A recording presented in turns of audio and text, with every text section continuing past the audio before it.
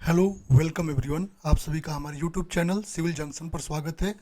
हम आप लोगों के लिए एक नई सीरीज स्टार्ट किए हैं जिसमें हम अपने जो गुप्ता एंड गुप्ता का जो लेटेस्ट वर्जन आपका आया है उसमें नंबर ऑफ क्वेश्चन भी इंक्रीज हुए हैं, तो उसका हम लोग बिल्कुल डिटेल में एक एक सब्जेक्ट का सॉल्यूशन देखते जाएंगे, जिसमें हम लगभग कई 20 क्वेश्चन कई 25 क्वेश्चन करके ऐसे आपको क्वेश्चंस का सॉल्यूशन बिल्कुल प्रोवाइड करते जाएंगे। आपको केवल क्वेश्चन का सॉल्यूशन नहीं, उसके साथ पूरे कॉन्सेप्ट को विथ डिटेल हम यहाँ पर जो है डिक्टेट करेंगे। आप लोग जो है यदि आपके पास नोट्स हों पहले से अपने, तो वहाँ से रिवीजन भी कर सकते हैं, या जो लोग नए हैं वो लोग सीख भी बहुत कुछ सकते हैं यहाँ से। तो हम लोग एक एक क्वेश्चन को ऐसे बहुत तेज़ी के साथ नहीं कराएंगे, हम एक एक क्वेश्चन पे पूरे कॉन्सेप्ट पे आपको टाइम देंगे। तो हम लोग अभी अपना इरिगेशन इंजीनियरिंग स्टार्ट किए थे, जिसमें 1 से लेकर के 20 तक के क्वेश्चन हम सॉल्व कर चुके थे। आज हम 21वें नंबर से क्वेश्चन सॉल्व करेंगे, और इसकी पीडीएफ जो है उसका लिंक मैं आपको डिस्क्रिप्शन बॉक्स में दे दूंगा। बाकी आप लोग हमारे टेलीग्राम चैनल का लिंक, जिसका मैं डिस्क्रिप्शन बॉक्स में दे दूंगा, वहाँ से भी डाउनलोड कर सकते हैं, और हमारा जो सिविल जंक्शन का ऑफिशियल वेबसाइट है वहाँ से भी डाउनलोड कर सकते हैं। अब चलिए स्टार्ट करते हैं। क्वेश्चन नंबर 21 क्या कह रहा है अपना पहला क्वेश्चन? कह रहा है if the intensity of rainfall is more than the infiltration capacity of soil then the infiltration rate will be. कह रहा है कि यदि आपका इंटेंसिटी ऑफ रेनफॉल वो क्या है, आपकी इनफिल्ट्रेशन कैपेसिटी जो सॉइल की है उससे ज़्यादा है, तो कह रहा है कि इनफिल्ट्रेशन रेट पर क्या इफेक्ट पड़ेगा। अब चलिए यहाँ समझिए इस चीज़ को, ठीक है। क्या कह रहा है आपको ऑप्शन के अंदर रखा है equal to the rate of rainfall, rainfall के इक्वल होगा, या कह रहा है इक्वल टू इनफिल्ट्रेशन कैपेसिटी, कह रहा है इनफिल्ट्रेशन कैपेसिटी के बराबर होगा, कह रहा है more than rate of rainfall, कह रहा है कि रेट ऑफ रेनफॉल से ज़्यादा होगा, या more than infiltration capacity, infiltration capacity से ज़्यादा होगा। अब यदि हम इन्फिल्ट्रेशन की बात करते हैं, क्या होता है इन्फिल्ट्रेशन? इन्फिल्ट्रेशन एक ऐसा प्रोसेस है जिसमें आपका जो प्रिसिपिटेशन होता है, जैसे यहाँ पर मानिए कि हमारे पास एक लैंड है, ठीक है, ये हमारे पास एक लैंड है, यहाँ पर हमारे क्लाउड्स हैं, क्लाउड्स का फॉर्मेशन हुआ, क्लाउड्स का फॉर्मेशन हुआ, ठीक है। यहाँ से इन क्लाउड से जो हमारा प्रिसिपिटेशन हो रहा है, ठीक है, इनसे हमारा जो प्रिसिपिटेशन हो रहा है, जो यहाँ पर हमारा प्रिसिपिटेशन हो रहा है, तो ये प्रिसिपिटेशन क्या करेगा, इस लैंड पर आएगा, और इस लैंड पर आने के बाद से इसका कुछ क्वांटिटी क्या करेगा, यहाँ पर जो है इस लैंड में अंदर की ओर पेनिट्रेट कर जाएगा, ठीक है, क्या कर जाएगा, डाउनवर्ड मूव कर जाएगा, ठीक है, डाउनवर्ड मूव कर जाएगा, डाउनवर्ड मूव कर जाएगा। इस चीज़ को हम क्या कहते हैं, इस चीज़ को कहते हैं हम इन्फिल्ट्रेशन। क्या कहते हैं इसको? इसको कहते हैं इन्फिल्ट्रेशन।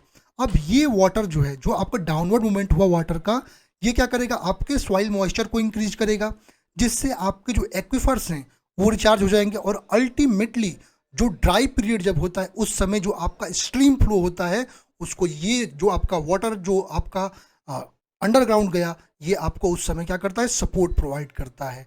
ये होता है इन्फिल्ट्रेशन। अब एक चीज़ मैं आपको दूंगा, आप लोग को कमेंट करना रहेगा, मैं अगले लेक्चर में बताऊंगा। आपको बताना है इन्फिल्ट्रेशन और पर्कुलेशन, दो टर्म है, एक इन्फिल्ट्रेशन एक पर्कुलेशन, दोनों में क्या डिफरेंस है, ये आप लोग बताएंगे अगले क्लास से पहले, आप लोग इसमें कमेंट करेंगे, ठीक है। अब इन्फिल्ट्रेशन कैपेसिटी एक टर्म आती है क्या आपकी, इन्फिल्ट्रेशन कैपेसिटी। क्या होती है इन्फिल्ट्रेशन कैपेसिटी? ठीक है, तो आपका ये जो सॉइल है, ठीक है, ये आपको जो सॉइल है, जब रेनफॉल हो रहा है, जब आपका रेनफॉल हो रहा है, उसको जिस मैक्सिमम रेट से एब्जॉर्ब करती है उसको कहते हैं infiltration capacity of this soil.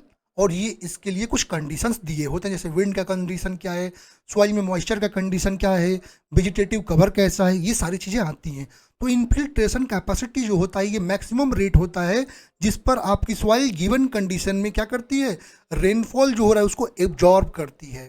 अब यहाँ पर कुछ ऐसे फैक्टर्स हैं जो इन्फिल्ट्रेशन कैपेसिटी को अफेक्ट करते हैं, ठीक है। इन्फिल्ट्रेशन कैपेसिटी आपकी कांस्टेंट नहीं होती है, ये सेवरल फैक्टर्स से आपकी अफेक्ट होती है, जिसमें पहला हम बात करते हैं रेनफॉल कैरेक्टरिस्टिक। क्या होता है रेनफॉल कैरेक्टरिस्टिक की यदि हम बात करते हैं, तो जब जब आपकी इंटेंसिटी ऑफ रेनफॉल जो होती है, जो इंटेंसिटी ऑफ रेनफॉल यदि लेस देन इन्फिल्ट्रेशन कैपेसिटी है, जब आपकी जो है intensity of rainfall less than infiltration capacity होती है, तब आपका जो एक्चुअल रेट ऑफ इन्फिल्ट्रेशन है वो इक्वल हो जाएगा किसके, इंटेंसिटी ऑफ रेनफॉल के। समझिए इस चीज़ को, क्या कर रहे हैं, कह रहे हैं कि जब आपका, देखिए ऊपर आते हैं, ठीक है, जब यहाँ पर जो रेनफॉल हो रहा है, ये रेनफॉल जो हो रहा है यहाँ पर, यदि मान लीजिए इसकी इंटेंसिटी इस सॉइल के इन्फिल्ट्रेशन कैपेसिटी से एब्जॉर्ब करने की मैक्सिमम रेट जो होती है उसको इन्फिल्ट्रेशन कैपेसिटी कहते हैं। यदि उससे लेस देन आपका जो है रेनफॉल इंटेंसिटी हो रहा है, इसका मतलब क्या होगा? इसका मतलब यही होगा ना, जो हमारा इन्फिल्ट्रेट करने का जो रेट होगा वो क्या हो जाएगा, वो हमारा इंटेंसिटी ऑफ रेनफॉल के बराबर होगा। यही कह रहा है यहाँ पर ये स्टेटमेंट। दूसरा स्टेटमेंट, जब आपका इंटेंसिटी ऑफ रेनफॉल जो आई है वो ग्रेटर देन है इन्फिल्ट्रेशन कैपेसिटी से, जो इन्फिल्ट्रेट करने की कैपेसिटी है उससे ज़्यादा है, इसका मतलब यहाँ पर हम जो मैक्सिमम अपना जो है इन्फिल्ट्रेशन कैपेसिटी है, मैक्सिमम जो रेट है इन्फिल्ट्रेट करने की, उसको अचीव कर लेंगे। इसका मतलब यहाँ पर यदि हम बात करते हैं, यहाँ पर आपका जो है एक्चुअल इन्फिल्ट्रेशन रेट होगा वो क्या होगा, इक्वल हो जाएगा इन्फिल्ट्रेशन कैपेसिटी के। यहाँ पर एक्चुअल जो रेट होगा आपका वो इन्फिल्ट्रेशन कैपेसिटी के बराबर हो जाएगा। आई होप ये चीज़ आपको समझ में आई होगी। अगला कैरेक्टरिस्टिक क्या है, तो सॉइल की कैरेक्टरिस्टिक। यदि मान लीजिए हमारे पास जो है लूज परमिएबल सैंड है, लूज परमिएबल सैंड होगा, इसका मतलब क्या होगा, वहाँ पर लूज परमिएबल सैंड होगा तो इसका मतलब वाइट्स ज़्यादा होंगे, वाइट्स ज़्यादा होंगे तो इन्फिल्ट्रेशन कैपेसिटी हमारी क्या होगी, वो हायर होगी। बट यदि हमारे पास कोई लाइट क्लेई सॉइल है, ठीक है, लाइट क्लेई सॉइल है तो वहाँ पर वाइट्स कम होंगे, कॉम्पैक्ट ज़्यादा रहेगा, इसका मतलब वहाँ पर जो हमारा जो इन्फिल्ट्रेशन कैपेसिटी होगा वो कम आएगा। ठीक है, और एक चीज़ और समझना है, जो क्ले सॉइल्स होते हैं वहाँ पर क्या होता है, जो क्ले सॉइल्स होते हैं वो इम्परमिएबल होते हैं। इसका मतलब रेन ड्रॉप जब उस पर होगा तो वहाँ पर जो इम्परमिएबल है, परमिएबल तो है नहीं, ठीक है, वर्चुअली मानते हैं कि ये आपका इम्परमिएबल होता है, तो रेन ड्रॉप कम्पेक्शन जो होगा as compare to sandy sands वहाँ पर लेस होगा। ये भी आपको ध्यान में रखना है। इसका मतलब वहाँ पर रेन फॉल के कारण कम्पेक्शन कम हो रहा है, इसका मतलब क्या होगा कि यहाँ पर इन्फिल्ट्रेशन पे इफेक्ट पड़ेगा। अब यदि हमारे पास ड्राई सॉइल है, ये भी समझिए, यदि हमारे पास ड्राई सॉइल है तो वो क्या करेगी, ज़्यादा वाटर को एब्जॉर्ब करेगी। बट यदि हमारे पास ऑलरेडी सैचुरेटेड सॉइल है तो कम वाटर को एब्जॉर्ब करेगी। ठीक है, तो ये भी आपको ध्यान में रखना है। सरफेस कवर, यदि मान लीजिए आपके सरफेस पर, जिस सरफेस पर आपका रेनफॉल पड़ रहा है, यदि वो सरफेस पर वेजिटेशन है, अब वेजिटेशन क्या करेगा, वेजिटेशन जो फ्लो को जो है रिटार्ड करेगा, फ्लो, वाटर का फ्लो होने नहीं देगा। इसका मतलब यदि वेजिटेशन है तो फ्लो को रिटार्ड करेगा, इसका मतलब इस वाटर को पेनिट्रेट करने के लिए ज़्यादा टाइम आपको जो है वहाँ पर देगा। इसका मतलब वहाँ पर टाइम जो है ज़्यादा अलाउ हुआ, इसका मतलब इनफिल्ट्रेशन जो है कैपेसिटी वहाँ पर ज़्यादा आएगी। अब एक चीज़ और है, अब यहाँ पर यदि हमारा वेजिटेशन के कारण यदि यहाँ ढका हुआ है हमारा सॉइल, जब वेजिटेशन के कारण ढका हुआ है तो डायरेक्ट इम्पैक्ट तो रेन ड्रॉप का होगा नहीं। अब यदि रेन ड्रॉप का डायरेक्ट इम्पैक्ट नहीं होगा, सरफेस कंपेक्शन जो होगा वो रिड्यूस हो जाएगा। ठीक है, तो ये भी चीज़ें आपको ध्यान रखनी है। तो आते हैं अपने क्वेश्चन पे, कह रहा है कि यदि रेनफॉल इंटेंसिटी आपकी इन्फिल्ट्रेशन कैपेसिटी ऑफ सॉइल से ज़्यादा है तो इन्फिल्ट्रेशन रेट क्या हो जाएगा, वो आपका इक्वल टू इन्फिल्ट्रेशन कैपेसिटी के हो जाएगा। तो option number B is correct for this question. चलते हैं अगले क्वेश्चन पे, कह रहा है cyclonic precipitation is caused by lifting of an air mass due to. क्या जो साइक्लोनिक प्रिसिपिटेशन होता है वो कह रहा है कि एयर मास के किस कारण लिफ्ट होने से होता है, प्रेशर डिफरेंस के कारण, टेम्परेचर डिफरेंस के कारण, आपका नेचुरल टोपोग्राफिकल बैरियर्स के कारण, या ऑल ऑफ द अबव। अब प्रिसिपिटेशन की यदि मैं बात करता हूँ, ठीक है, प्रिसिपिटेशन क्या होता है, प्रिसिपिटेशन एक ऐसा प्रोसेस होता है जिसमें आपके सभी फॉर्म में जो आपका एटमॉस्फियर में जो वाटर होता है वो क्या होता है, वो आपके ग्राउंड पर आ जाता है। एटमॉस्फियर का जो वाटर होता है वो आपका क्या होता है, वो प्रिसिपिटेट करके आपके ग्राउंड पर आ जाता है। अब यहाँ पर डिफरेंट टाइप ऑफ प्रिसिपिटेशन है जिसमें आपका रेनफॉल है, फ्रॉस्ट है, हेल है, ड्यू है, ग्लेज है, स्लिट है, ये सारी चीज़ें क्या है आपकी, ये आपकी प्रिसिपिटेशन है।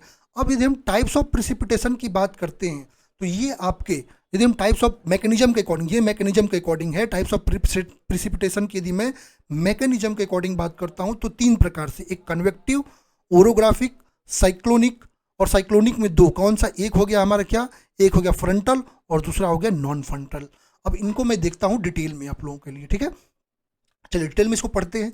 पहला कन्वेक्टिव प्रिसिपिटेशन, क्या होता है कन्वेक्टिव प्रिसिपिटेशन, यदि इसको देखते हैं क्या होता है कन्वेक्टिव प्रिसिपिटेशन में, इस प्रिसिपिटेशन में, ठीक है, आपकी जो वार्मर एयर होते हैं, अच्छा ये बताइए, जो एयर आपकी वार्म है, मतलब जो एयर आपकी वार्म है मतलब गर्म है, ये बताइए इसकी डेंसिटी क्या होगी। यदि एयर वार्म है, एयर वार्म होने का मतलब ये लाइटर इन डेंसिटी होगा, इसका मतलब ये हल्का होगा एज कम्पेयर टू हमारे पास कोल्ड एयर। कोल्ड एयर क्या होगा, उसमें मॉइस्चर जो है कोल्डनेस के कारण वहाँ पर जो उसकी डेंसिटी है ज़्यादा होगी।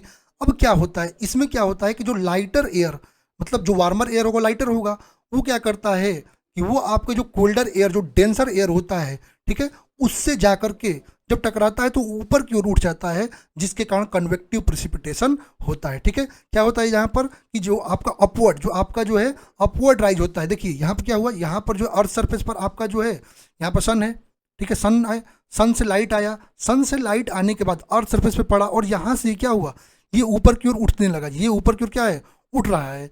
अब ये ऊपर की ओर उठा लाइटर एयर, अब ऊपर जा करके वहाँ पर कंडेंसेशन वगैरह इसका प्रोसेस होगा एटमॉस्फेयर में जा करके, और वहाँ पर एडियाबैटिक प्रोसेस के कारण जो कूलिंग होगी, उसके बाद क्लाउड का फॉर्मेशन होगा, फिर प्रिसिपिटेशन होगा। तो ये होता है कन्वेक्टिव प्रिसिपिटेशन। ठीक है, अब चलते हैं ओरोग्राफिक प्रिसिपिटेशन पे। क्या होता है ओरोग्राफिक प्रिसिपिटेशन, समझते हैं इसको। ठीक है, अच्छा इसमें क्या होता है समझिए, यहाँ पर मैं डायग्राम से बताता हूँ। हमारे खासकर हमारे इंडिया में, मैं एग्जांपल लेता हूँ इंडिया के। चलिए क्या है, मान लीजिए यहाँ पर हमारे पास कोई वाटर बॉडी है। ठीक है, यहाँ पर मान लीजिए हमारे पास, चलिए यहाँ पर हमारे पास कोई वाटर बॉडी है। ठीक है, यहाँ पर हमारे पास क्या है, कोई वाटर बॉडी है। अब क्या होगा, यहाँ पर यदि सन है हमारे पास तो सनलाइट इस पे आएगा। सनलाइट के कारण क्या करेगा, ये वेपर बन के ऊपर की ओर उठेगा। ठीक है, वेपर बन के ऊपर की ओर उठेगा, लेकिन जो मॉइस्ट एयर होती है वो क्या करती है, इसको फोर्स्ड करती है। ठीक है, फोर्स्ड करती है। यहाँ से मॉइस्ट एयर आएगी, जो मॉइस्ट एयर आएगी इसको क्या करेगी, फोर्स करेगी। ये आपको ठंडी एयर जो होती है, कोल्ड एयर, इसको क्या करेगी, इसको फोर्स करेगी। अब फोर्स होने के कारण क्या करेगा, ये ऐसे जा करके यहाँ पर कोई बैरियर है, मान लीजिए हमारे पास हिमालय है। हमारे इंडिया में टोटल प्रेसिपिटेशन मैक्सिमम जो है इस हिमालय रीजन के कारण, ये हिमालय है ना, इसी कारण ही होता है।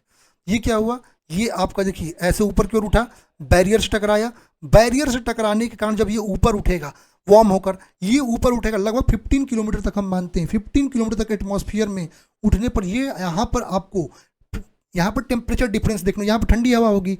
अब ये क्या करेगा, ऊपर उठेगा, ऊपर उठ करके फिर से ऊपर जाएगा, वहाँ पर यहाँ पर क्या हो जाएगा, बैरियर कारण ऊपर उठा, यहाँ पर ठंडी उसका हवा मिली, दोनों टकराएंगे और वहाँ पर फिर से क्या कंडेंसेशन का प्रोसेस होगा, वहाँ पर भी जो है आपका क्लाउड का फॉर्मेशन होगा और फिर प्रिसिपिटेशन होगा। अब यहाँ पर क्या है, यहाँ पर जो माउंटेन की एक साइड में तो प्रिसिपिटेशन हो रहा है, लेकिन दूसरे साइड में प्रिसिपिटेशन नहीं हो रहा है। तो जहाँ पर प्रिसिपिटेशन नहीं हो रहा है, ठीक है, इसको क्या कहते हैं, इसको कहते हैं shadow reason, rain shadow reason कहते हैं। ठीक है, क्या कहते हैं, रेन शैडो रीजन। ठीक है, ये रहा हमारा क्या, ये रहा हमारा ओरोग्राफिक प्रिसिपिटेशन। इसके बारे में यहाँ पर मैं लिखा भी हूँ।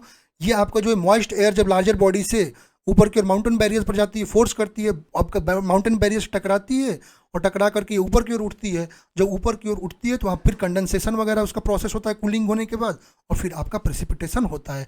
और इंडिया में यही प्रेसिपिटेशन आपका मोस्टली होता है। तो ये भी क्वेश्चन बनता है। साइक्लोनिक प्रेसिपिटेशन क्या होता है, साइक्लोनिक प्रेसिपिटेशन, साइक्लोनिक प्रेसिपिटेशन एक ऐसा प्रेसिपिटेशन है जिसमें एयर जो आपका जो है, जो मॉइस्ट एयर है, ये क्या करेगा, ये आपको जो मॉइस्ट एयर होगा लिफ्ट करेगा और लिफ्ट करके आपका लो प्रेशर बेल्ट क्रिएट करेगा। अब लो प्रेशर बेल्ट क्रिएट करेगा, इसका मतलब प्रेशर डिफरेंस होगा। अब अनइक्वल मानी अर्थ सरफेस पर अनइक्वल हीटिंग होगी।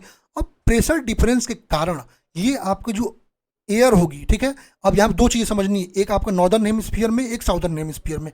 नॉर्दर्न हेमिस्फीयर में ये आपकी जो एयर है, नॉर्दर्न हेमिस्फीयर में जो आपकी एयर है, ठीक है, ये नॉर्दर्न हेमिस्फीयर में आपकी एयर क्या करेगी, ये आपकी नॉर्दर्न हेमिस्फीयर में ये आपकी एंटी क्लॉकवाइज क्या करेगी, ये आपकी एंटी क्लॉकवाइज ये एयर जो है वो स्पाइरली क्या करेगी, फ्लो करेगी, स्पाइरली ब्लो करेगी। तो इसके कारण यहाँ पर क्या होगा, साइक्लोन क्रिएट होगा और यहाँ पर उसके कारण बारिश होगी।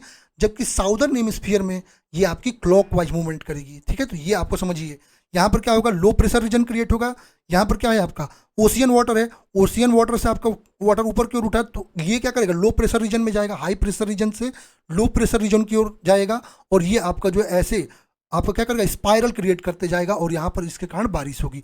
आपने सुना होगा बहुत सारे आपके जो साइक्लोन आते हैं, जैसे हरिकेन है, टाइफून है, ये सब साइक्लोन के एग्जाम्पल हैं। अब साइक्लोनिक प्रेसिपिटेशन दो प्रकार की, एक होती है फ्रंटल और एक होती है नॉन फ्रंटल। अब फ्रंटल प्रेसिपिटेशन की बात करते हैं, ये भी एक प्रकार का साइक्लोनिक प्रेसिपिटेशन है।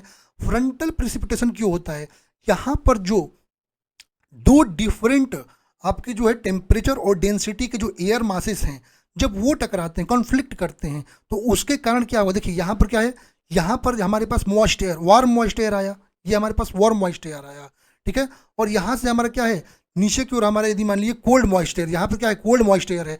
जब आपका warm moist air cold moist air से टकराएगा, यहाँ पर एक बैरियर बन जाता है, क्योंकि दोनों का अलग अलग टेम्परेचर और डेंसिटी है। तो अलग अलग डेंसिटी होने के कारण एक बैरियर बन जाता है जिसको हम क्या कहते हैं, फ्रंट कहते हैं। इसी बैरियर को कहते हैं फ्रंट कहते हैं।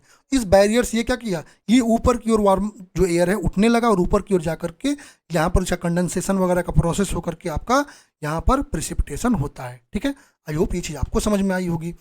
अब लास्ट अपना नॉन फ्रंटल प्रिसिपिटेशन। अब नॉन फ्रंटल प्रिसिपिटेशन क्या होता है कि जहाँ पर लो प्रेशर रीजन बनता है। ठीक है, जहाँ पर जैसे मान लीजिए आपने देखा होगा कभी कभी खूब गर्मी पड़ रही, खूब ज़्यादा गर्मी पड़ रही है। खूब ज़्यादा गर्मी पड़ने का मतलब क्या है, उस एरिया का, उस स्पेस का टेम्परेचर बढ़ा। इसका मतलब टेम्परेचर बढ़ने के कारण आपकी जो मॉइस्चर है, आपके जो है एयर की, वो कम हुई। इसका मतलब ये जो एयर हुआ, ये एयर आपका जो है क्या होगा, हल्का हो जाएगा और अचानक से बाहर निकलेगा। और हाई प्रेशर के कारण यहाँ पर लो प्रेशर जनरेट हुआ, तो हाई प्रेशर से विंड जो है इसके अंदर की ओर आती है और सडनली यहाँ पर बारिश, ये बारिश आपकी 5 मिनट 6 मिनट ही होती है, ज़्यादा नहीं होती है। तो इसके कारण ही इस प्रकार का प्रिसिपिटेशन आपको देखने को मिलता है। ठीक है, अब चलते हैं अपने क्वेश्चन पे। आई होप ये सारे प्रिसिपिटेशन आपको समझ में आए होंगे। तो क्वेश्चन में हमारा क्या कह रहा है, क्वेश्चन कह रहा है कि cyclonic precipitation is caused by the lifting of air mass. बताया साइक्लोनिक प्रिसिपिटेशन जो हो रही है वो किसके कारण हो रही है, वो प्रेशर डिफरेंस के कारण हो रही है। टेम्परेचर का डिफरेंस हो रहा है लेकिन मेन रीजन क्या है, प्रेशर डिफरेंस। तो ऑप्शन सही क्या हो जाएगा, ऑप्शन नंबर ए। चलेंगे अगले क्वेश्चन पे। नेक्स्ट हमारा क्वेश्चन, अगला क्वेश्चन हमारा क्या कह रहा है, हम बिल्कुल डिटेल में देखेंगे चीज़ों को। कह रहे which of the following is a non recording rain gauge. कह रहा है इनमें से कौन सा एक नॉन रिकॉर्डिंग रेन गेज है। Tipping bucket type rain gauge, Symons rain gauge, weighing type rain gauge, floating type rain gauge. अब यदि हम अपनी रेनफॉल की बात करते हैं, प्रिसिपिटेशन की यदि हम बात करते हैं, ठीक है, तो प्रिसिपिटेशन को मेजर किससे करते हैं, तो हम प्रिसिपिटेशन की मेजरमेंट जो करते हैं जिस डिवाइस से, उसका नाम है रेन गेज। किससे करते हैं, रेन गेज। और रेन गेज को और किस नाम से जाना जाता है, ओब्रोमीटर, प्लूवियोमीटर, हाइटोमीटर। ठीक है, इन सब के नाम से जाना जाता है। अच्छा, यदि मान लीजिए हमारा प्रिसिपिटेशन रेनफॉल हो रहा है तब तो ठीक है। मान लीजिए स्नो हो रही है तो स्नो के लिए एक रूल होता है कि हम इक्विवेलेंट वॉल्यूम लेकर के, अपने स्नो वगैरह है तो उसके लिए इक्विवेलेंट वॉल्यूम लेकर के कंपैरिजन करके हम उसका जो है अपना डेप्थ बताएंगे। तो ये होता है। अब यदि हम टाइप्स ऑफ रेन गेजेस की बात करते हैं, दो प्रकार की, एक हमारे पास रेन गेज जो होती है नॉन रिकॉर्डिंग टाइप होती है और एक हमारे पास रिकॉर्डिंग टाइप होती है। Non recording type rain gauge की यदि मैं बात करता हूँ, ठीक है, तो non recording type rain gauge जो होता है ये आपको केवल डेप्थ ऑफ रेनफॉल, ये कह सकते हैं वॉल्यूम ऑफ रेनफॉल आपको देगा। डेप्थ देगा, एरिया से मल्टीप्लाई करेंगे वॉल्यूम। ये क्या करता है, केवल क्वांटिटी आपको दे रहा है, कोई यहाँ पर आपको रेनफॉल इंटेंसिटी नहीं देता है। ये केवल रेनफॉल जो है उसकी क्वांटिटी आपको देगा, रेनफॉल इंटेंसिटी अगेंस्ट टाइम नहीं देगा ये आपको। ठीक है, ये ध्यान में रखना है। और इंडिया में जो हमारा जो कॉमनली यूज किया जाने वाला non recording type rain gauge है वो हमारा साइमंस रेन गेज है। कौन सा, साइमन रेन गेज है। इसको कभी एस रेन गेज से भी लिखता है, तो ध्यान रखिए कई बार इसको क्वेश्चन में एस रेन गेज भी लिखता है, तो ये भी आपको ध्यान रखना है। ठीक है, क्या होता है, साइमंस रेन गेज को हम क्या करते हैं, ये अपना एक सिलेंड्रिकल इसमें जार होता है, ग्लास होता है, ठीक है, जिस पर आपको जो है इंस्ट्रूमेंट जो है जिसमें आपके कैप वगैरह ऊपर की ओर लगाए होते हैं, यहाँ फनल लगाए, देख सकते हैं यहाँ पर डायग्राम में देखिए। ठीक है, यहाँ पर फनल लगाया हुआ है। इस फनल से क्या होगा, आपका यहाँ से प्रिसिपिटेशन जो होगा इसके अंदर आएगा, फिर ये फनल में आएगा और अंदर की ओर ये आपका इकट्ठा होते जाएगा। ठीक है, यहाँ पर क्या होगा, ये इकट्ठा होगा और इसी का जो है मेजरमेंट कर लेंगे, जो मेजरिंग ग्लास होगी उससे मेजरमेंट कर लेंगे यहाँ पर कितना डेप्थ ऑफ रेनफॉल हुआ। और यहाँ पर जो रेनफॉल होता है वो नियरेस्ट जो एस्टिमेट किया जाता है उसका जो एक्यूरेसी है 0.1 mm तक है। ठीक है, यहाँ पर हम क्या करते हैं, यहाँ पर जो हम अपना मेजरमेंट करते हैं वो 8:30 AM पर अपना रिपोर्ट करते हैं 24 आवर्स में। ठीक है, ये आपको ध्यान देना है।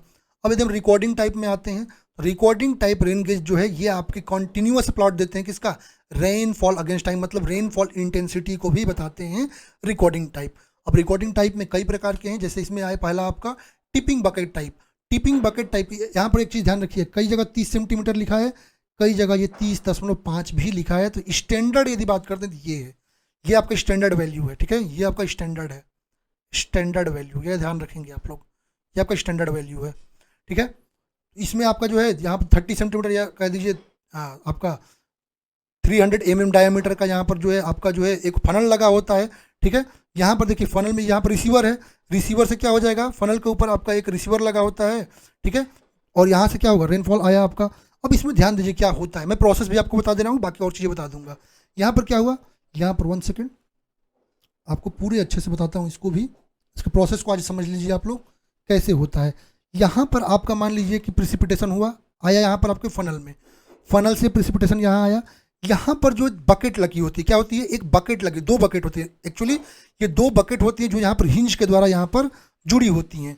और यहाँ पर क्या होता है, एक रिकॉर्डिंग डिवाइस होता है जो रेनफॉल इंटेंसिटी क्या करता है, रिकॉर्ड करता है। कैसे करता है, ये वाटर क्या हुआ कि इस बकेट पर आगे पड़ा, अब इस बकेट पर जब पड़ेगा समझिएगा क्या होगा, इस बकेट पर पड़ा, ये धीरे धीरे भरते गया, फिर ये ऐसे मूवमेंट करेगा, ये आपको पता ही है कि वेट कारण ये मूवमेंट करेगा, ये मूवमेंट करेगा तो फिर ये नीचे की ओर आएगा, कुछ ऐसी स्थिति अब इसकी हो जाएगी, ठीक है, इसकी स्थिति कुछ ऐसी करके ऐसे हो जाएगी। तो ये क्या हुआ, अब पानी फिर यहाँ पर आकर मेजरिंग ट्यूब में आ गया, फिर ये ऊपर की ओर चला गया, अब इस वाले में आपका वाटर आने लगा, तो जो इतना पर इस पर ड्रॉपलेट आ रहा है वो ये यहाँ पर रिकॉर्ड कर रहा है टाइम के साथ, तो ये रिकॉर्डिंग यहाँ पर इसकी हो रही है, ठीक है। तो आई होप ये चीज़ आपको समझ में आई होगी, ठीक है। तो यदि हम बात करते हैं बाकी इसके बारे में चीज़ें आप लोग पढ़ ही सकते हैं कि इसमें बकेट लगा होता है, ठीक है, वही आपको कलेक्ट करके आपको टाइम को बताता है, ठीक है। और यहाँ पर एक चीज़ और समझिए, इसमें रिकॉर्डिंग जो यहाँ पर हो रहा है ना, यहाँ पर एक आपका पेन होता है, यहाँ पर क्या होता है, एक पेन होता है, वो क्या करता है ना कि यहाँ पर पास में जो है आपका डाटा जो होती है क्लॉकवाइज में जब डाइवर्ट कर रहा है चार्ट, तो उसको रिकॉर्ड करता है, ठीक है। ये आपको इंटेंसिटी ऑफ रेनफॉल को बताता है। ये बात एक बार और ध्यान रखिएगा, टीपी बकेट टाइप आपको इंटेंसिटी ऑफ रेनफॉल को बताता है, ठीक है। ये भी क्वेश्चन आपको पूछता है। और जहाँ पर आपका एक्सेस क्वांटिटी में यदि आपका जो रेनफॉल हो रहा है जैसे माउंटेनियस रीजन, तो वहाँ पर जो है हम इसका यूज कर सकते हैं, ठीक है। तो ये आपको ध्यान में रखना है, ये क्वेश्चन बनता है आपका। नेक्स्ट आपका वेइंग बकेट टाइप, ठीक है। अगला क्या होता है, वेइंग बकेट टाइप। और वेइंग बकेट टाइप की यदि हम बात करते हैं, ये भी आपका रिकॉर्डिंग टाइप है। इसमें क्या होता है कि यहाँ पर देखिए, इसमें एक बकेट होता है, ठीक है, यहाँ पर जो स्प्रिंग लगी होती है, ठीक है, यहाँ पर क्या होती है, स्प्रिंग बैलेंस होता है, इस स्प्रिंग बैलेंस के ऊपर एक बकेट लगी होती है। आपका रेनफॉल हुआ, रेनफॉल आया यहाँ पर रिसीवर से आपके फनल में आया, और फनल से क्या होता है, फनल से होते ही इस बकेट में आएगी, ठीक है। अब ये बकेट में जैसे जैसे आपकी रेनफॉल आएगी, कलेक्ट होगी, तो इस स्प्रिंग को क्या करेगी, नीचे को प्रेस करेगी, तो जैसे जैसे इस स्प्रिंग को प्रेस करेगी, ठीक है, यहाँ पर जो है, यहाँ पर यदि हम बात करते हैं तो यहाँ पर ये जो पेन लगा होता है, ठीक है, ये इसको नीचे को प्रेस करेगी, तो और यहाँ पर एक ड्रम होता है जो रोटेट करता है, ड्रम क्या करता है, ऐसे रोटेट करता है, तो जैसे जैसे आएगी ये पेन ऊपर की ओर जाएगा, ठीक है, पेन क्या करेगा, ऊपर की ओर जाएगा, और इस पर जो है आपका ऐसे प्लॉटिंग करते जाएगा, ऐसे उस पर प्लॉटिंग करते जाएगा, ठीक है। ये होता है वेइंग बकेट टाइप। और ये आपका स्नो, हेल वगैरह जो है, स्लिट वगैरह जो है, उसके मेजरमेंट के काम आता है। तो ये भी ध्यान रखेंगे, वेइंग बकेट टाइप जो है बेस्ट सूटेबल होता है स्नो के लिए, हेल के लिए, ठीक है, ये आपको ध्यान में रखना है। और ये भी आपका मास कर्व ऑफ रेनफॉल देता है अगेंस्ट टाइम।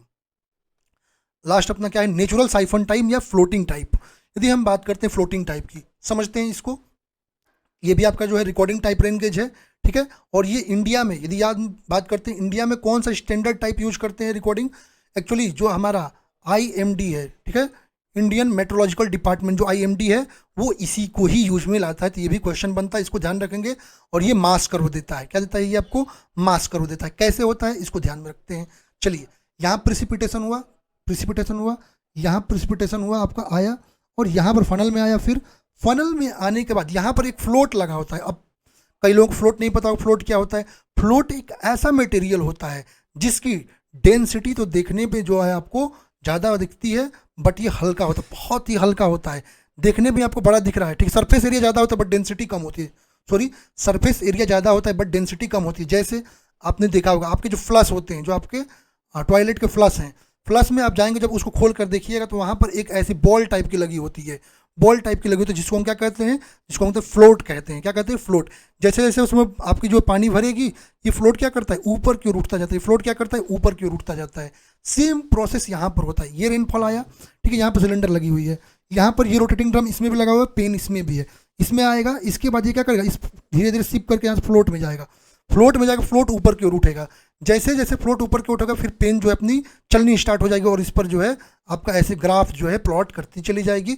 और बाद में जब इसमें ज़्यादा हो जाएगा इस सिलेंडर में, ये पानी फिर इस पर आएगी, यहाँ पर साइफन जो चैम्बर लगा है, इससे नीचे की ओर निकलती जाएगी। आई होप ये भी आपको समझ में आया होगा, ठीक है। तो सारी चीज़ें बता दिया मैं बिल्कुल डिटेल में। तो क्वेश्चन पे आते हैं, कह रहा है कि कौन सा आपका non recording type rain gauge है। तो अभी बताया आपका साइमंस टाइप जो रेन गेज है, non recording type rain gauge है।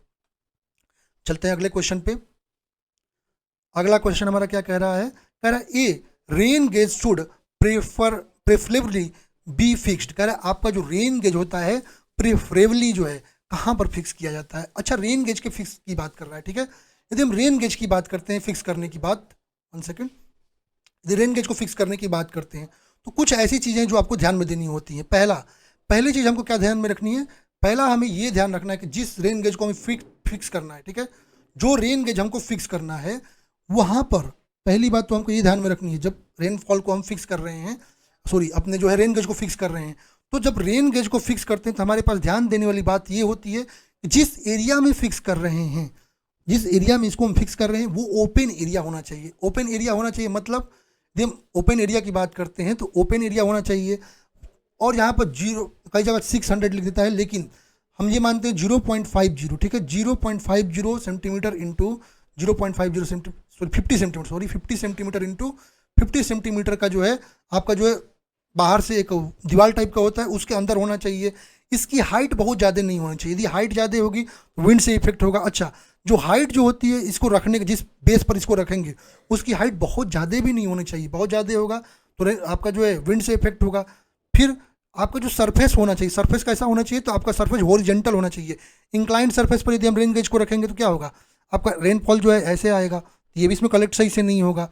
अच्छा, बहुत ज़्यादा नीचे भी नहीं रखना है, बहुत ज़्यादा भी हम नीचे भी रख देंगे बहुत ज़्यादा, फ्लड आकर वाटर उसमें फिल हो जाएगा, ठीक है। तो मैक्सिमम फ्लड लाइन से एबव 300 mm एबव रखना चाहिए, ठीक है। तो ये सारी चीज़ें हमको ध्यान में रखनी होती हैं। सही ऑप्शन क्या होगा, a rain gauge should preferably fixed near the building, no, under the tree, no, in open space, कह सकते हैं कि ओपन स्पेस में हम रखेंगे, क्लोज स्पेस में नहीं रखेंगे। Option number C is correct.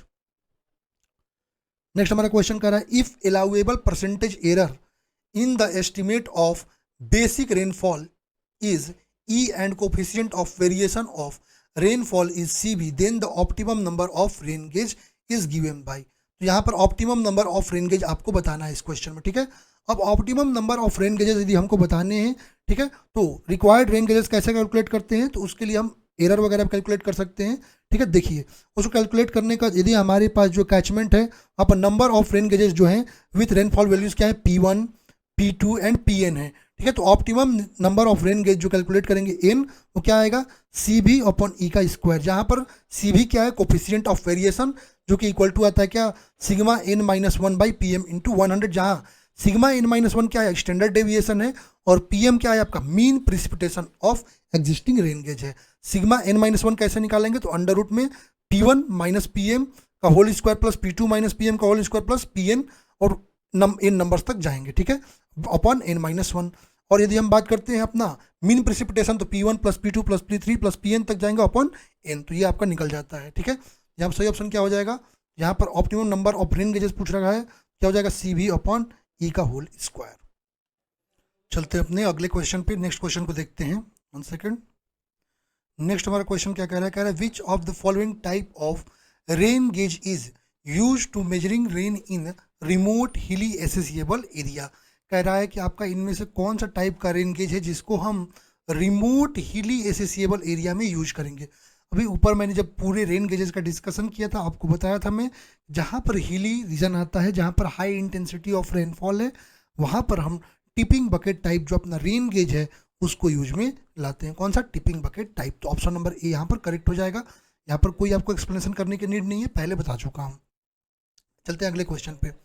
कह रहा rate of evaporation from A water surface increased if, कह रहा है किसी वाटर सरफेस का रेट ऑफ इवेपोरेशन इंक्रीज होगा, क्यों। पहला दे रखा है difference of vapour pressure between water and air is increased, कह रहा है जो डिफरेंस है वेपर प्रेशर का वाटर और एयर के बीच वो इंक्रीज हो गया है। दूसरा कह रहा है velocity of wind is decrease, कह रहा है विंड की वेलोसिटी डिक्रीज हो गई है। और तीसरा कह रहा है concentration of soluble solids in water is decrease, कह रहा है कि आपका जो कंसंट्रेशन है सॉल्यूबल सॉलिड्स का वाटर में वो डिक्रीज। अच्छा, यदि हमारा कह रहा है कि इवेपोरेशन क्या कह रहा है, rate of evaporation from A water surface increases, कभी इंक्रीज कर, ठीक है। चलिए अब इनको देखते हैं। अच्छा, इवेपोरेशन तो आपको पता ही क्या होता है, इवेपोरेशन क्या होता है, आपका लिक्विड स्टेट से गैसियस स्टेट में कन्वर्ट होना, सीधी बात है, वो इवेपोरेशन होता है। अब यहाँ पे कुछ सेवरल फैक्टर्स हैं जो कि आपके रेट ऑफ इवेपोरेशन को क्या करते हैं, इम्पैक्ट करते हैं। चलिए उनको देखते हैं। पहला, वेपर प्रेशर। अब एक चीज़ समझिए, जो आपका रेट ऑफ इवेपोरेशन होता है वो डायरेक्टली प्रोपोर्शनल होता है difference between saturation vapour pressure and existing water temperature. अब एक चीज़ समझिए वेपर प्रेशर के बारे में। अब जैसे जैसे आपका वेपर प्रेशर यदि हम बात करते हैं, जैसे जैसे इवेपोरेशन क्या होगा, प्रोपोर्शनल होता है डिफरेंस जो होता है आपका सेचुरेशन वेपर प्रेशर का at existing water temperature and existing actual vapour pressure in air. अब ये एयर का एक एक्चुअल वेपर प्रेशर है और यहाँ पर जो है आपका एक ऐसा वेपर प्रेशर है जो कि एक टेम्परेचर पे। अब क्या होगा यदि मान लीजिए दोनों का डिफरेंस एयर में जो है, एयर जो है हमारा यहाँ पर एयर जो है, ठीक है, एयर का मान लीजिए आपका टेम्परेचर कम है और यहाँ पर जो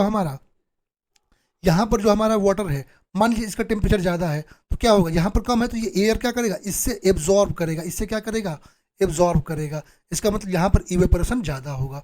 दूसरा चीज़ टेम्परेचर। अब जैसे जैसे रेट ऑफ इवेपोरेशन इंक्रीज करता है, कैसे, यदि टेम्परेचर आपका ज़्यादा हुआ, ठीक है, और सारे फैक्टर को यदि हम रिमेनिंग फैक्टर जो है उनको कांस्टेंट मान ले, विंड वगैरह को, तो रेट ऑफ इवेपोरेशन इंक्रीज होगा जब आपका टेम्परेचर इंक्रीज होगा। ये आपको पता ही है। जैसे ठंडी में यदि हम बात करते हैं तो ठंडी में जो है आपका जो सनलाइट पड़ता है आपको ओशियंस वगैरह पर कम पड़ता है, तो वहाँ पर रेट ऑफ इवेपोरेशन कम होता है, जबकि गर्मियों में रेट ऑफ इवेपोरेशन ज़्यादा होता है। अब विंड की यदि हम बात करते हैं तो विंड क्या करता है, तो आप देखेंगे जैसे जैसे आपका जो है विंड अब स्पीड आपका ज़्यादा होगा, आपका रेट ऑफ इवेपोरेशन क्या होगा, ज़्यादा होगा। विंड स्पीड आपका ज़्यादा होने से रेट ऑफ इवेपोरेशन क्या होगा, ज़्यादा होगा। ठीक है, ये आपको ध्यान में रखना है। Next atmospheric pressure. यदि हम बात करते हैं फैक्टर जो है उसको सेम हम मान लें, ठीक है, और सारे फैक्टर को सेम मान लें, तो आपका रेट ऑफ इवेपोरेशन जैसे जैसे एटमॉस्फेरिक प्रेशर इंक्रीज होता है रेट ऑफ इवेपोरेशन डिक्रीज होता है। जैसे जैसे आप एटमॉस्फेयर पे ऊपर चलते जाएंगे आपका रेट ऑफ इवेपोरेशन क्या होगा, डिक्रीज। क्यों होगा, क्योंकि सनलाइट आपके जो है उस वाटर सरफेस पर आ नहीं रहा है, तो रेट ऑफ आपका इवेपोरेशन डिक्रीज हो जाएगा। दूसरा वाटर क्वालिटी। यदि आपका वाटर में सैलिनिटी है, ठीक है, तो आपका जो इवेपोरेशन होगा वो डिक्रीज होगा। जैसे जैसे सैलिनिटी वाटर में, एग्जांपल यदि मैं बात करता हूँ, यदि आपका 1% जो है इंक्रीज है सैलिनिटी का वाटर में, इसका मतलब 1% आपका इवेपोरेशन डिक्रीज होगा। इसीलिए जो हमारा सी वाटर होता है उसका जो इवेपोरेशन रेट होता है आपके जो है नॉर्मल वो जो फ्रेश वाटर होता है उससे 2 से 3% कम होता है। ठीक है, ये आपको ध्यान रखना है। Depth of water body. यदि मान लीजिए यहाँ पर कोई वाटर बॉडी है, ठीक है, ये कन्वेक्स, दो चीज़ें मैं बताता हूँ, यहाँ पर एक कनकेव है, ये एक कन्वेक्स है, ठीक है, कन्वेक्स है। अब यहाँ पर यदि बताइए यहाँ पर डेप्थ ज़्यादा है, जहाँ पर डेप्थ ज़्यादा होगा, यदि यहाँ पर वाटर आया, ठीक है, जहाँ पर डेप्थ ज़्यादा हुआ वहाँ पर वाटर आया, और यहाँ पर डेप्थ कम है यहाँ पर कम वाटर है। अच्छा ये बताइए यहाँ पर वाटर ज़्यादा है, ठीक है, जहाँ पर डेप्थ ऑफ वाटर ज़्यादा है वहाँ पर क्या होगा, आपका एनर्जी स्टोर ज़्यादा होगा। इसका मतलब वहाँ पर रेट ऑफ इवेपोरेशन की बात करते हैं तो वहाँ पर मैक्सिमम आएगी। ठीक है, ये आप ध्यान में रखेंगे। दूसरा आपका size and shape of surface, अभी साइज एंड शेप पे बता दिया।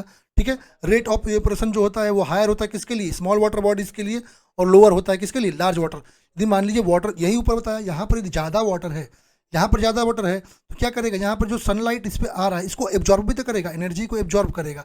इसका मतलब इवेपोरेशन का रेट हो जाएगा, स्लो हो जाएगा। यहाँ पर मानी एक बूंद कहीं पानी पड़ा हुआ है, 2-4 बूंद यहाँ पानी पड़ा हुआ है, यहाँ पर सनलाइट आया तो इवेपोरेशन बहुत जल्दी से, रेट ऑफ इवेपोरेशन ज़्यादा होगा। ठीक है, अब यदि हम बात करते हैं प्रेशर डिफरेंस, तो बिल्कुल सही बात है, जब यदि आपका प्रेशर का डिफरेंस होगा, ठीक है, तो क्या करेगा, आपका जो है हायर वेपर प्रेशर जो है डिफरेंस प्रमोट करेगा, मोर इवेपोरेशन, मतलब हायर प्रेशर डिफरेंस है तो वहाँ पर मोर आपको इवेपोरेशन देखने को मिलता है। चलते हैं क्वेश्चन पे। तो रेट ऑफ इवेपोरेशन जो है वाटर सरफेस पर इंक्रीज कब करता है, पहला यदि हम बात करते हैं आपका difference of pressure, vapour pressure between air और वाटर इंक्रीज करेगा, तो ये भी इंक्रीज, बिल्कुल सही बात है। वेलोसिटी ऑफ विंड डिक्रीज, गलत है, इंक्रीज। यदि वेलोसिटी ऑफ विंड इंक्रीज हो जाएगा तो आपका जो है रेट ऑफ इवेपोरेशन ज़्यादा हो जाएगा। तीसरा करें concentration of soluble salt in water decrease, यदि कंसंट्रेशन आपका सोल्यूबल सॉल्ट में कम है तो रेट ऑफ इवेपोरेशन ज़्यादा होगा। तो ये दो ऑप्शन आपके सही है, पहला और तीसरा, इसका मतलब आपका ऑप्शन नंबर बी करेक्ट हो जाएगा। चलते हैं अगले क्वेश्चन पे। अगला क्वेश्चन कह रहा है हमारा 70% इंडेक्स ऑफ वेटनेस मीन, कह रहा है कि आपका 70% जो इंडेक्स ऑफ वेटनेस है इसका क्या मतलब होता है। अब एक चीज समझिएगा, इंडेक्स ऑफ वेटनेस का मतलब क्या होता है। ये कहता है कि आपका जो है किसी एरिया में, मान लीजिए किसी एरिया में, किसी कंट्री में आपका, एक्चुअली हम जब अपना जो है रेनफॉल का मेजरमेंट, जो एवरेज रेनफॉल लेते हैं वो 30 ईयर्स का, कितना 30 ईयर्स का लेते हैं, कितने का 30 ईयर्स का लेते हैं, 30 ईयर्स का। तो यदि मान लीजिए 30 ईयर्स का जो हम एवरेज लिए हैं, ठीक है, और हम देखते हैं जो रेशियो होता है किससे, जो गिवन एज किसी गिवन ईयर में उसका जो रेशियो होता है उसको कहते हैं इंडेक्स ऑफ वेटनेस, मतलब उस साल कितनी बारिश हुई वो उसकी डेफिशिएंसी को भी डिनोट करेगी, ठीक है। तो जब भी हम एवरेज एनुअल रेनफॉल लेते हैं किसी प्लेस पे तो 30 ईयर्स के डाटा से कैलकुलेट करते हैं, ठीक है। और जो आपका डिप्लीट देखने को मिलता है रेनफॉल का एवरेज में, वो आपका रेनफॉल डेफिशिएंसी होता है। जैसे क्वेश्चन क्या कर रहा है आपका 70% वेटनेस, 70% वेटनेस का मतलब क्या है, 70% वेटनेस का मतलब ये हुआ कि वहाँ पर 30%, 100 - 70 कीजिए, 100 - 70 करेंगे, इसका मतलब क्या हुआ, 30% आपको रेनफॉल कम हुआ, ये आपकी डेफिशिएंसी है। तो इसका मतलब 70% इंडेक्स ऑफ वेटनेस का मतलब क्या हुआ आपका, इसका मतलब हुआ रेनफॉल डेफिशिएंसी आपकी 30% हो जाएगी। आई होप ये चीज़ आपको समझ में आई होगी। यहाँ पर एक चीज़ और समझिए, आपका यदि आपका रेनफॉल डेफिशिएंसी 30 से लेकर 45% है, इसको कहते हैं लार्ज डेफिशिएंसी, ठीक है, लार्ज डेफिशिएंसी। यदि रेनफॉल डेफिशिएंसी आपका 45 से 60% है, इसको कहते हैं सीरियस डेफिशिएंसी। और यदि रेनफॉल डेफिशिएंसी आपकी ग्रेटर देन 60% है, इसको कहते हैं डिजास्टरस डेफिशिएंसी। आई होप ये चीज़ें आपको समझ में आई होंगी। चलते हैं अगले क्वेश्चन पे। कह रहे हैं under the same condition which of the following shape of water surface will give the highest rate of evaporation. कह रहा है कि इनमें से सेम कंडीशन मान लेते हैं, टेम्परेचर का, आपका विंड स्पीड को सेम मान लेते हैं, तो कह रहा है कि जो है इनमें से कौन सा ऐसा आपका जो सरफेस होगा जहाँ पर हाईएस्ट रेट ऑफ इवेपोरेशन मिलेगा। ऊपर मैं बता चुका हूँ कौन कौन से फैक्टर्स जो इफेक्ट करते हैं, ठीक है। अब रेट ऑफ इवेपोरेशन जो है इन्वर्सली प्रोपोर्शनल होता है डेप्थ के, मैं ऊपर बताया हूँ। अब यहाँ पर मान लीजिए एक सरफेस हमारे पास कॉनकेव है और एक सरफेस क्या है हमारे पास कॉन्वेक्स है, ठीक है, एक कॉन्वेक्स है और एक कॉनकेव। अब ये बताइए यहाँ पर जो वाटर स्टोर होगा, यहाँ पर ज़्यादा वाटर स्टोर होगा, मतलब डेप्थ ऑफ वाटर ज़्यादा। अब यहाँ पर डेप्थ ऑफ वाटर ज़्यादा होगा, यहाँ पर जो आपका सनलाइट वगैरह जो भी पड़ रहा है, सोर्स ऑफ लाइट क्या होगा, इसको एब्जॉर्ब ज़्यादा करेगा एनर्जी को, तो आपका जब ये पूरा हीट हो जाएगा तो आपका इवेपोरेशन होगा। बट यहाँ पर यदि कोई वाटर आ रहा है तो वहाँ पर तो बहुत जल्दी आपका इवेपोरेशन होने लगा, क्योंकि एनर्जी स्टोर ज़्यादा नहीं हुआ। इसका मतलब जो कॉन्वेक्स सरफेस है वहाँ पर रेट ऑफ इवेपोरेशन ज़्यादा देखने को मिलेगा एज कंपेयर टू फ्लैट और concave water surface. I hope ये चीज़ आपको समझ में आई होगी। सही ऑप्शन क्या होगा, कन्वेक्स वाटर सरफेस। चलते हैं अगले क्वेश्चन पे। अगला क्वेश्चन कह रहा है असर्शन रीजन का क्वेश्चन है, कह रहा है to estimate the rainfall over a catchment the number of rain gauge required per unit area is large for hilly areas. कह रहा है कि आपके पास कोई कैचमेंट दे रखा है, ठीक है, रेनफॉल जहाँ पर हो रहा है वहाँ पर एस्टिमेट करना है रेन गेजेस के द्वारा। कह रहा है कि यदि आपके पास कोई हिली एरिया है वहाँ पर नंबर ऑफ रेन गेजेस ज़्यादा लगेंगे। बात सही है। जब हम हिली एरियाज़ की बात करते हैं तो एक तो हिली एरियाज़ में यदि हम बात करते हैं तो एक्सेसिव रेनफॉल भी होता है और वहाँ पर जो ग्राउंड होता है वो अनडुलेटेड होता है। तो अनडुलेटेड ग्राउंड पे हमको जो अपना रेनफॉल मेजर करना है उसके लिए नंबर ऑफ जो रेन गेजेस हैं पर यूनिट एरिया आपको ज़्यादा लगेंगी, ठीक है। कह रहा है रेनफॉल ग्रेडियंट इज स्टीप, क्यों, क्योंकि रेनफॉल वहाँ पर ग्रेडियंट जो है वो स्टीपर है, ठीक है। इसका मतलब यहाँ पर जो है आपका एसर्शन और रीजन दोनों करेक्ट है और रीजन करेक्ट एक्सप्लेनेशन है आपका एसर्शन का। चलिए रेन गेज नेटवर्क को एक प्रकार से डिफाइन भी करते हैं। तो अकॉर्डिंग टू IS 4987/1968 जहाँ पर आपका रेन गेज डेंसिटी दे रखा है, पहला प्लेन एरिया में आपका 1 गेज स्टेशन जो है आपका उसका जो डेंसिटी दे रखा है 520 किलोमीटर स्क्वायर, मतलब 520 किलोमीटर स्क्वायर में एक रेन गेज हम अपना रखेंगे। यदि आपका मॉडरेट एलिवेटेड एरिया है मतलब 100 मीटर हाइट तक, तो वहाँ पर जो है 1 रेन गेज जो है आपका 260 to 390 किलोमीटर स्क्वायर में रखेंगे। और हिली एरिया में 130 किलोमीटर स्क्वायर एरिया में ही हमको एक रेन गेज रखना पड़ेगा। समझिए 520 आपका जो है प्लेन एरिया में रखना पड़ रहा है, 520 किलोमीटर में एक, यहाँ पर 130 किलोमीटर स्क्वायर एरिया में ही एक रखना पड़ेगा। इसका मतलब यहाँ पर नंबर ऑफ गेजेस ज़्यादा चाहिए, ठीक है। और एज अकॉर्डिंग टू WMO जो वर्ल्ड मेट्रोलॉजिकल ऑर्गेनाइजेशन है कहता है कि आपको 10% जो रेन गेजेस हैं वो आपके रिकॉर्डिंग टाइप रखने चाहिए, एटलीस्ट 10% रखना पड़ेगा। यहाँ पर तो दोनों असर्शन और रीजन दोनों करेक्ट है और एक्सप्लेनेशन भी करेक्ट है। चलते हैं अगले क्वेश्चन पे। कह रहे when surface of transpiration is submerged under water then potential evaporation is. कह रहा है कि यदि आपका जो सरफेस ऑफ ट्रांसपोर्टेशन जो है, ठीक है, जो सरफेस है ट्रांसपीरेशन का वो कह रहा है सबमर्ज्ड अंडर वाटर है, तो पोटेंशियल इवेपोरेशन पे क्या इंपैक्ट पड़ेगा, much more than evapotranspiration, much less than evapotranspiration, या इक्वल टू इवेपोट्रांसपीरेशन, या इक्वल टू और लेस देन इवेपोट्रांसपीरेशन। अच्छा चलिए इवेपोट्रांसपिरेशन की बात करते हैं। क्या होता है इवेपोट्रांसपिरेशन? तो हमारा जो एक क्रॉप है, देखिए दो चीज इसमें है, एक हमारा इसमें एक टर्म है क्या, ट्रांसपिरेशन, और एक होता है क्या, इवेपोरेशन। इवेपोरेशन कहाँ से हुआ समझिएगा, जो हमारा ये रेनफॉल हुआ, तो रेनफॉल होकर यहाँ पर जो ग्राउंड पे, जो ग्राउंड सरफेस पे ये आपका जो है वाटर है, इसका जो ट्रांसपोर्टेशन होगा हीट के बाद से, ठीक है, अपवर्ड ट्रांसपोर्टेशन, ये हमारा क्या हुआ, इसको कहते हैं इवेपोरेशन। और जो हमारे प्लांट्स जो हैं अपना स्टोमेटा से जो है वाटर को यहाँ पर जो है अपने फोटोसिंथेसिस के लिए यूज किए, उसके बाद जो लीव्स के द्वारा ये क्या करते हैं, लीव्स के द्वारा ग्रास ट्री वगैरह जो है जो अपने वाटर को एटमॉस्फेयर में छोड़ते हैं, उसको हम क्या कहते हैं, उसको कहते हैं ट्रांसपीरेशन। एक चीज आपको ऊपर बताया था इरिगेशन में इसी दोनों को क्या कहते हैं, consumptive use. Evapotranspiration equal to क्या होता है, कंजम्पटिव यूज, ये भी आपको बताया था पहले, याद रखिएगा, ठीक है। तो इवेपोट्रांसपिरेशन जो हमारा होता है, इवेपोट्रांसपिरेशन यही हमारा क्या होता है, कंजम्पटिव यूज होता है। अब एक चीज यहां पर समझिए, दो टर्म होते हैं, एक पोटेंशियल इवेपोट्रांसपिरेशन, एक एक्चुअल इवेपोट्रांसपिरेशन। क्या होता है समझते हैं। यदि मान लीजिए हमारे पास, जैसे मान लीजिए हमारे पास एक क्रॉप है, ठीक है, हमारे पास एक ट्री है, ये हमारे पास ट्री है, ये हमारे पास लैंड सरफेस है, ठीक है, लैंड सरफेस है, और ये इसके रूट्स हैं।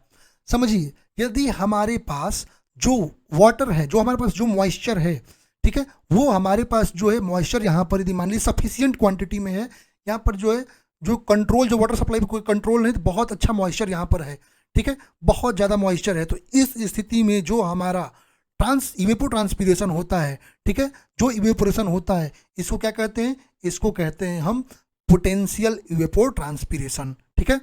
अब यदि मान लीजिए कि यहाँ पर जो है एक, ये तो एक्चुअल कंडीशन तो हो नहीं सकता है कि पूरा आपको फुल वाटर अवेलेबल हो, तो जो यहाँ पर जो एक्चुअल कंडीशन, जहाँ पर वाटर जो है क्या होता है, सरफेस से जो है इवेपोरेशन और ट्रांसपिरेशन के कारण रिमूव होता है, उसको कहते हैं एक्चुअल इवेपोट्रांसपिरेशन। अब एक चीज समझिएगा, ठीक है, यदि मान लीजिए आपका जो है कोई ग्रास है, कोई ये यहाँ पर मान लीजिए कि यहाँ तक ये जो है आपका क्या है, सबमर्ज्ड है, मान लीजिए आपका जो है ट्रांसपिरेशन, आप समझिए क्वेश्चन में क्या कह रहा है आपका, when surface of transpiration is submerged.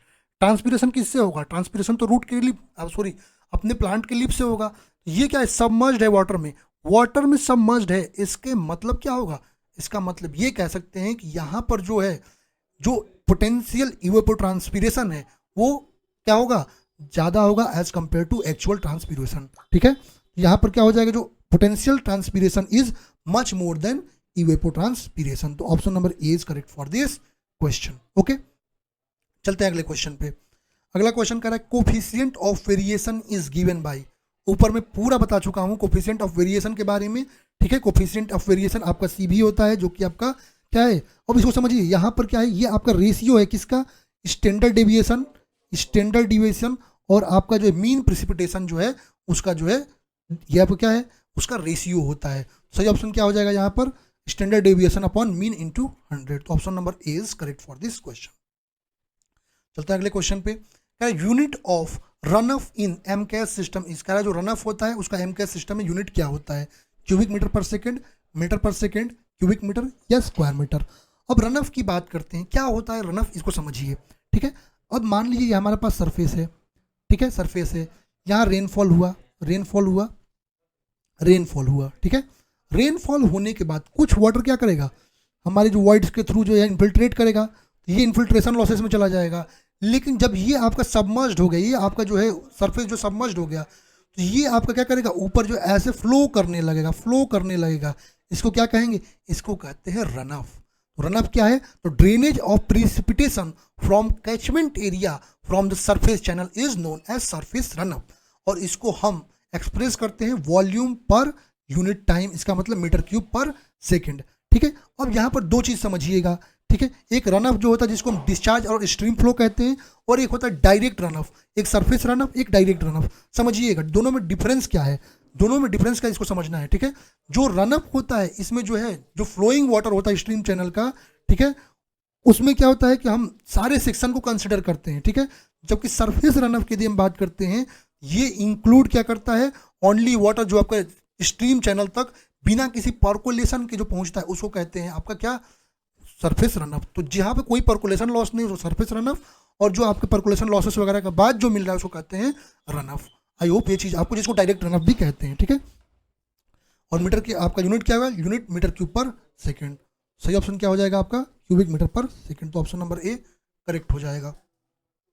Next हमारा क्वेश्चन कह रहा है the run of increases with, कह रहा है कि रन ऑफ कैसे इंक्रीज होगा, increase in intensity of rain, increases in filtration capacity, increases in permeability of soil, all of the above. अब यदि मैं बात करता हूँ इंटेंसिटी ऑफ रेनफॉल, ठीक है, इंटेंसिटी ऑफ रेनफॉल क्वेश्चन क्या कर रहा है आपका, रन ऑफ जो है कैसे इंक्रीज। देखिए इंपैक्ट को देखते हैं, फैक्टर्स कौन कौन से इंपैक्ट करते हैं। यदि आपका इंटेंसिटी ऑफ रेनफॉल की बात करते हैं, यदि हायर रेनफॉल इंटेंसिटी होगी, यहाँ पर मोर वाटर ऑन ग्राउंड आपको देखने को मिलेगा। हायर, यदि मानिए कि यहाँ पर जो है हायर रेनफॉल हो रहा है, मतलब यहाँ ये सेचुरेटेड हो गया, सेचुरेटेड के बाद भी रेनफॉल हुआ तो रन ऑफ में कंट्रीब्यूट करेगा, ठीक है, तो वहाँ पर इंक्रीज हो जाएगा run off. Infiltration capacity, higher infiltration capacity, इसका मतलब क्या हो जाएगा, ज़्यादा आपका वाटर जो है प्रेसिपिटेशन क्या किया, इनफिल्ट्रेट कर गया, इसका मतलब हायर इनफिल्ट्रेशन पे आपका जो रन ऑफ होगा वो आपको लेसर देखने को मिलेगा, मतलब रन ऑफ रिड्यूस हो जाएगा। परमिबिलिटी ऑफ सॉइल, यदि सॉइल ज़्यादा परमिएबल है, इसका मतलब ज़्यादा परमिएबल सॉइल में इनफिल्ट्रेशन ज़्यादा होगा, तो ये भी रन ऑफ को रिड्यूस करेगा। अर्बनाइजेशन, जहाँ पर अर्बनाइजेशन ज़्यादा है, इसका मतलब वहाँ पर जो है घर वगैरह ज़्यादा बने हुए हैं, एरिया कवर्ड है, जहाँ पर एरिया ज़्यादा कवर्ड है, इसका मतलब वहाँ पर इनफिल्ट्रेशन ज़्यादा होने के लिए एरिया नहीं मिला, तो वहाँ पर रन ऑफ क्या होगा आपका ज़्यादा होगा। अगला रेनफॉल अमाउंट या रेनफॉल अमाउंट और रेन ड्यूरेशन। अब यदि मानिए लॉन्गर लास्टिंग आपका रेन बहुत ज़्यादा समय तक रेनफॉल हुआ, इसका मतलब वहाँ पर रन ऑफ ज़्यादा देखने को मिलेगा। जहाँ आपने गांव में देखा होगा कि बारिश हुई, थोड़ी देर बारिश हुई, बारिश का पानी का जो है पता ही नहीं चलता है, रन ऑफ ही नहीं बनता है, बट बहुत देर तक बारिश होती है तो आपको सड़कों पे पानी देखने को मिलता है। आई होप ये चीज़ आपको समझ में आई होगी। तो रेन जो रन ऑफ होगा इंक्रीज होगा कैसे, increase in intensity of rain, increase in infiltration capacity से डिक्रीज हो जाएगा, परमेबिलिटी से भी डिक्रीज हो जाएगा। ऑप्शन नंबर ए करेक्ट हो जाएगा। चलते हैं नेक्स्ट क्वेश्चन, हमारा न्यूमेरिकल है। कह रहा है आपका क्वेश्चन 35 का the area between iso Heights 40 centimetre and 55 centimetre 100 square kilometre and between 5 centimetre and 65 centimetre is 150 square kilometre. Okay, इसके बीच का एरिया ये दे रखा है, इसका ये देखो। Okay, the average depth of annual precipitation over the above basin of 250 kilometre square will be. यहाँ पर आपको क्या बताना है, यहाँ पर एवरेज रेनफॉल आपको बताना है, ठीक है, यहाँ पर आपको बताना है एवरेज रेनफॉल कैलकुलेट करना है। चलिए इसको कैलकुलेट करते हैं। अच्छा, जब एवरेज रेनफॉल कैलकुलेट करने की बात आती है, ठीक है, एवरेज रेनफॉल जब हम कैलकुलेट करते हैं किससे करेंगे, यहाँ पर इससे, यहाँ पर जब कैलकुलेट करेंगे यहाँ पर हम करेंगे किससे, ये आपका आइसोहीटल मेथड से करेंगे। किससे, आइसोहीटल मेथड से करेंगे, ठीक है, आइसोहीटल मेथड, ठीक है। अब इससे चलिए इसको हम लोग अपना फाइंड करते हैं, ठीक है, क्या क्या दे रखा है उसके अकॉर्डिंग। अच्छा, आइसोहीटल मेथड में आपका फॉर्मूला क्या आता है, जो पी एवरेज का आता है, पी एवरेज जो आता है क्या आता है, P average P1 plus P2 upon 2 into A1 plus P2 plus P3 upon 2 plus A2 plus dot dot dot, हम एन तक जाएंगे, ठीक है। तो ये क्या हो जाएगा आपका Pn प्लस हो जाएगा Pn -1 प्लस Pn अपॉन 2, ठीक है, और ये क्या होगा An -1, An -1। चलिए अपॉन अब क्या आता है A1 प्लस A2 प्लस मान लीजिए An -1 तक, An -1 तक। चलिए यहाँ पर अपने क्वेश्चन को सॉल्व करते हैं। तो हमारा कितना दे रखा है 45 और 55। चलिए 45 प्लस 55 बाई 2, A1 कितना दे रखा है 100 दे रखा है ना, 100 प्लस कितना दे रखा है आपका, ये आपका हो जाएगा कितना 55 प्लस 65 है, 55 प्लस 65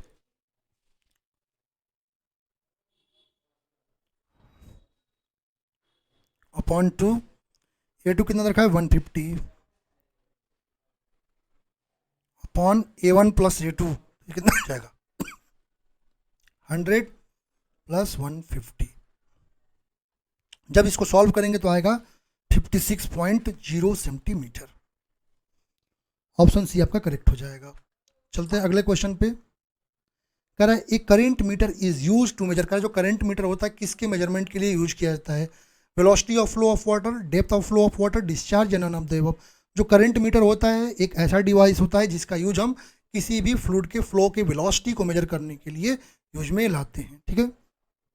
और यहाँ पर इसका फॉर्मूला होता है v equal to A into N plus B, जहाँ v क्या है velocity in metre per second, N आपका number of revolution done by current meter in 1 second है, और ए एंड बी क्या है करंट मीटर कॉन्स्टेंट्स हैं। आई होप ये आपको समझ में आया होगा। सही ऑप्शन क्या होगा, ऑप्शन नंबर ए। चलते हैं नेक्स्ट क्वेश्चन पे। कह रहा है if rain between 2 PM and 3 PM and the entire basin area just starts contributing water at 3 PM to the outlet, then the time of concentration, अच्छा टाइम ऑफ कंसंट्रेशन पे question पूछ रखा है। Time of concentration क्या होता है, जो shortage duration होता है रेनफॉल का, ठीक है, जिसमें आपका जो रेनफॉल जो है ना वो क्या करता है, आपका जो एरिया के बाद से आपका जो है कंट्रीब्यूट, जो बेसिन इंटायर बेसिन के बाद से जो है अपना आउटलेट में कंट्रीब्यूशन करना स्टार्ट कर देता है, उसको क्या कहते हैं टाइम ऑफ कंसंट्रेशन। अब यहाँ पर 2 PM से स्टार्ट हुआ रेन, 3 PM तक हुआ, इसका मतलब कितना 60 मिनट, 60 मिनट बाद कंट्रीब्यूट कर रहा है, इसका मतलब जो कंसंट्रेशन होगा कितना होगा 60 मिनट का कंसंट्रेशन होगा। Option number D is correct. Next हमारा क्वेश्चन क्या कर रहा था, rainfall on 5 successive days were measured as 100 mm, 80 mm, 60 mm, 40 mm and 20 mm respectively. If the infiltration index or the storm loss rate of the catchment area is earlier estimated as 50 mm per day, the total surface runoff will be.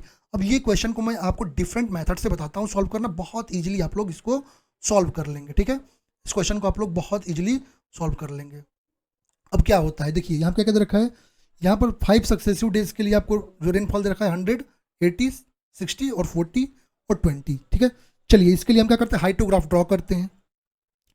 चलिए एक hyetograph draw करते हैं, hyetograph draw करते हैं, ठीक है। यहाँ पर हम अपना रेनफॉल इंटेंसिटी ले लेंगे, इसमें दे रखा है mm पर डे, और यहाँ पर हम क्या लेते हैं अपना जो है डेज टाइम ले लेते हैं, डेज में दे रखा है, ठीक है। आवर्स में भी लेते हैं, जैसा दे रखा है वैसे लेते हैं, ठीक है। क्या कह रहा है आपका, पहले कह रहा है आपका जो है 100 mm, चलिए 100 mm, ये रहा 100 mm, 100 हो गया। इसके बाद कितना है आपका 80, ये हो गया 80, ठीक है। इसके बाद क्या है आपका 60 है, चलिए 60, ये हो गया 60, और क्या दे रखा आपका 40 और 20 भी है 40, और ये रहा हमारे पास 20 mm, ओके 20 mm। और आपका जो है यहाँ पर जो है कैचमेंट एरिया के लिए आपका जो है जो इन्फिल्ट्रेशन इंडेक्स दे रखा है वो आपका क्या दे रखा है, जो 5 इंडेक्स दे रखा है, ठीक है। इन्फिल्ट्रेशन इंडेक्स जो है इस मतलब 5 दे रखा है आपका, 5 क्या दे रखा है आपका 5 इक्वल टू दे रखा है 50 mm पर डे। इसका मतलब समझ रहे हैं, इसका मतलब इसके नीचे जो क्वेश्चन सॉल्व करने का मतलब समझिए, इसके नीचे 50 mm के नीचे जो भी आएगा वो क्या करेगा, जो भी इसके नीचे आएगा वो आपके लॉसेस में जाएगा, वो आपके रन ऑफ को कंट्रीब्यूट नहीं करेगा। इसका मतलब यदि हम यहाँ पे लेते हैं, ये रहा 50 के नीचे जो आएगा, अब समझिए 40 रन ऑफ में कंट्रीब्यूट नहीं करेगा, लॉसेस में जाएगा, 20 रन ऑफ में कंट्रीब्यूट नहीं करेगा, लॉसेस में जाएगा, ठीक है। तो यहाँ पर यदि हम बात करते हैं अपने क्वेश्चन का तो क्या हो जाएगा सही ऑप्शन, ये हो जाएगा क्या आपका, ये हो जाएगा 100 माइनस 1 डे है तो 1 से मल्टीप्लिकेशन कर सकते हैं, 1 डे के लिए कह रहा है तो 100 माइनस कितना आपका 5 इंडेक्स कितना है, 5 कितना है आपका 50 प्लस 80 वाला कंट्रीब्यूट करे 80 माइनस कितना 50 प्लस 60 वाला भी कंट्रीब्यूट करेगा आपका 60 माइनस 50, बाकी ये तो कंट्रीब्यूट करेंगे नहीं, तो यदि सॉल्व करेंगे तो यह आएगा 90 mm, कितना 90 mm। इसका मतलब सरफेस रन ऑफ के लिए कितना आपका जो आएगा 90 mm कंट्रीब्यूट करेगा, ऑप्शन सी करेक्ट हो जाएगा। नेक्स्ट हमारा क्वेश्चन कर रहा है the normal annual precipitation at station X A B C are 700 mm, 1000 mm, 900 mm and 800 mm respectively.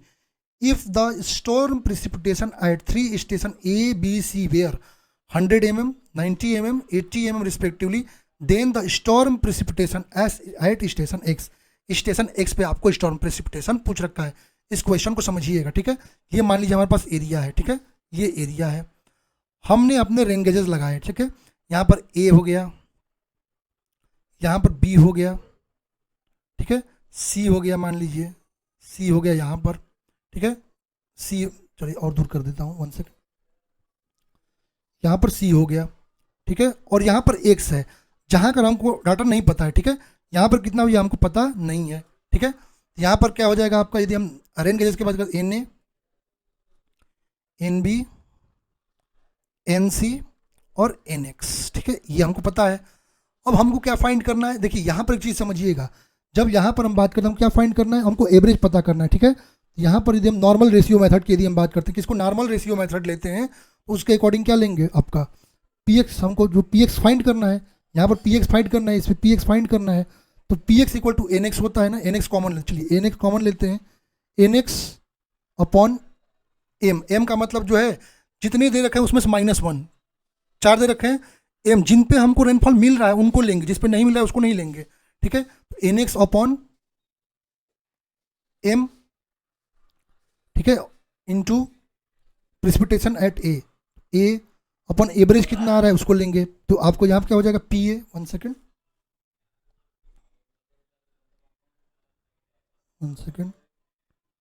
यहाँ पर पी ए आ जाएगा, समझिए इसको, यहाँ पर क्या आ जाएगा आपका P A upon N A, 30 years का जो एवरेज लेते हैं वही वाला ये है, ठीक है, plus P B upon N B plus P C upon N C, क्या हो जाएगा यहाँ पर, एन एक्स की यदि हम बात करते हैं कितना आपका है 700, वहाँ पर दे रखा है ना 700 तो हुआ फिलहाल में, लेकिन वहाँ पे एवरेज आपको पता करना है, ठीक है, 700, ये हमको पी एक्स पता करना है, 700 अपॉन आपका जो है नंबर कितना हुआ 3, जो हमको नोन है, पी ए कितना है हमारा, पी ए की यदि मैं बात करता हूँ, ए पर 1000 कितना हो जाएगा ये आपका 1 नहीं कितना हुआ है, कितना 100 हुआ है ना, पी ए 100, और एवरेज कितना था वहाँ पर, ए पर एवरेज हमारा कितना है, ए पर एवरेज है हमारा कितना 1000 का,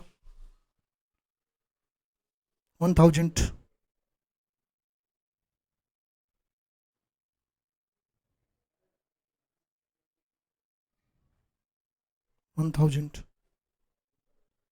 प्लस यहाँ पर देखते हैं कितना है 900 है ना, 9 यहाँ पर हमारा 90 के लिए 900 है, 90 के लिए 900 है, और आपका जो है 80 के लिए कितना है आपका 800 है, 800। इसको सॉल्व करेंगे, इसको जब सॉल्व करेंगे तो आपकी जो वैल्यू आएगी वो आएगी पी एक्स की, वो आपकी आएगी 70 mm। ऑप्शन ए करेक्ट हो जाएगा यहाँ पर। सॉरी, चलते हैं नेक्स्ट क्वेश्चन पे। क्या the best unit duration of storm for a unit hydrograph, correct, unit hydrograph के लिए जो बेस्ट यूनिट ड्यूरेशन होती है वो कितनी होती है।